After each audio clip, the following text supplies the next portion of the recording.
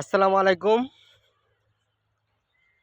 আশা করি সকলে ভালো আছেন ইনশাল্লাহ। আমি আলহামদুলিল্লাহ ভালো আছি। আজকে মানে কি যে 31 তারিখ, কালকে মানে নতুন বছর পড়ছে আর কি।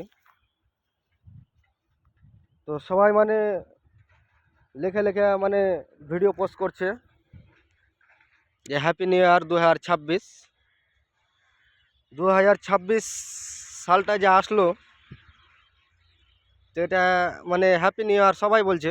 তো কি করে হতে পারে সুখের দিন, সুখের বছর মানে আগে থেকে বলছে। তো মানুষকে মানে সুখ পেয়ে নেবে 2026-এ, না কি বুঝাতে চাইছে মানুষ?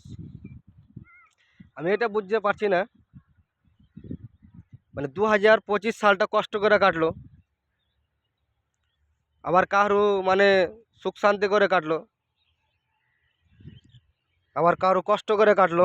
কেউ খায় দিন কাটালো, কেউ না খায় দিন কাটালো। যাদের কষ্ট আর কি তারাই জানে। তো আমি বলছি কি 2026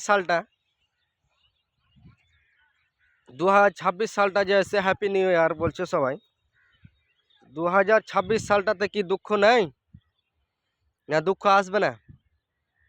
না পরিশ্রম করতে হবে না? বিনা পরিশ্রমেই সুখ পেয়ে যাবে? একটা বছর মানে 365 দিন মানে মানুষের দুঃখ কষ্ট সুখে দেখতে দেখতে চলে গেল।